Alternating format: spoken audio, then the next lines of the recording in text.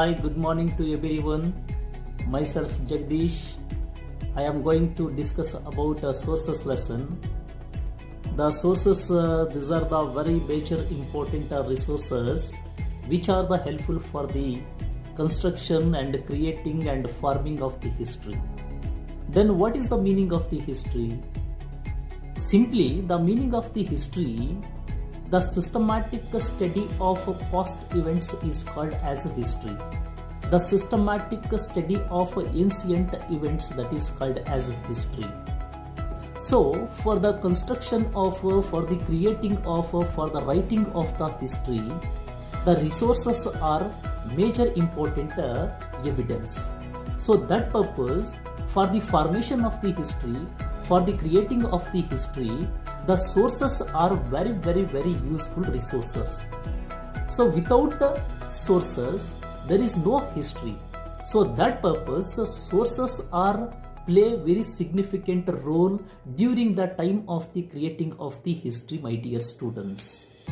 Then historians means the person who have more knowledge about the history. That person is called as historians. Here, historians, he was compared to the liar, or he was compared to the advocate. See, advocate, they are doing their jobs in the court. Okay, see, during the time of the argument, during the time of the judgment in the court session, okay, the liar, they are used huge amount of evidence and sources. On the basis of his sources, on the basis of his evidence, his case are becoming very successful. Similarly, historians, he was collect the sources to critical, to analysis, to examine. After that, he write the properly the history. In this way, historian, he is create the history on the basis of sources. This is the real relationship between history and sources, dear students. What is the meaning of the sources? See, the real meaning of the sources is the human being had many facilities to lead their life. If the things used by the human beings in the past have remained is called as sources by the historians. Example, temple, forts, monuments, coins, etc. are the good example for the sources. Dear students, you are understand about what is the meaning of the sources. Next, let me going to discuss about which are the important types of the sources. In sources, we are see the classifications. There are two types of classifications we can see in the sources. See, these two important classifications are, first is literary source, second one is archaeological source. First is literary source, second one is archaeological source.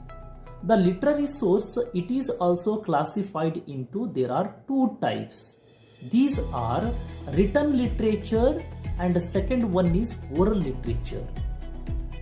Written literature and oral literature. And written literature also classified into, there are two types. These are native literature and foreign literature. Once again, in sources there are two classifications. The first one is literary sources, second one is archaeological sources. In literary sources, there are two types. These are written literature and the second one is oral literature. In written literature, there are two types. These are native literature and the second one is the foreign literature. In oral literature also, there are three types. These are Lavanis, second one is folk tales and the third one is legendary. In archaeological sources also there are kinds. Okay, see, these are monuments, coins, inscriptions and ruins. My dear students, you are understand about which are the important types of the sources, and you just observe the chart of the sources. Automatically you are clarified if you have any doubts about the types of the resources.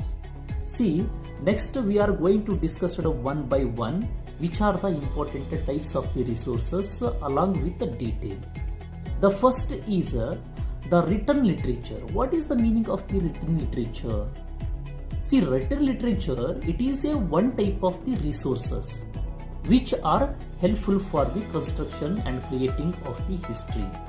See, this written literature, it gave the contemporary information which related about society, which related about political information, which related about economic information. See, this written literature, it is also classified into two types. These two types are native literature and foreign literature. What is the meaning of the native literature? See, simply, native literature, it is very easy. See, native literature, which is written by native writers in native languages. The literature which is written by native people in native languages. This kinds of the literatures is called as native literatures. For there are so many examples for the native literature. I will give you example one by one which are the important native literature. The Kautilya, he was the writer. He wrote a book. That book name is Arthashastra. It is a good example for the native literature. And the next example is Hala. He was the writer. His book name is Gata Saptasati. It is also good example for the native literature. Next, another important example for the native literature. Okay, see, Vishaka Datta. He wrote a book. That book name is Mudra Rakshasa. Vishaka Datta, Mudra Rakshasa. Okay, see, next is Kalhana. He wrote one book. That book name is Rajatarangini. It is also another good example for the native literature. Okay, see, another example is Chand Bardahi. He wrote Prithviraj Raso. It is also, okay, see, native writer. It is also good example for the native literature. Okay, I already told you that the native literature means it is written by native people in native language. Okay, see, next is okay, see, Pampa. He wrote Vikramarjuna Vijaya. It is also one of the good example for the native literature. Then what is the meaning of the foreign literature? See, simply, the foreign literature means the literature which was written by foreign visitors to India as ambassadors, as businessmen, as a traveler, as a tourist. They are write a literature. This type of the literature which are composed by, which are created by the foreign visitors. Okay, see, this type of the literature is called as foreign literature. There are so many examples for the foreign literature. These are, I will give you example to you to the foreign literature. The first is Megasthenes Indica. Megasthenes, he was the writer. His book name is Indica. Pahiyan, he was the, okay, see, writer. Okay, his writing literature is Pahiyan's Gukoki. Okay, next, another important traveler, his name is Huyen Tsang. Huyen Tsang, he wrote a one book. That book name is Siyuki. Siyuki, it is the book of Huyen Tsang. Okay, it is good example for the foreign literature. And Perista. Perista, he wrote a book. That book name is Tariq-e-Perista. Talami, he is also foreign traveler. He wrote a book. That book name is Geography. It is also another good name for the foreign literature. Another example for the foreign literature is Babar's Tujki-e-Babri. Babar, he was the foreigner. He wrote a book. That book name is Tujki-e-Babri. It is an autobiography of Babar also. These are the very good example for the foreign literature, my dear students.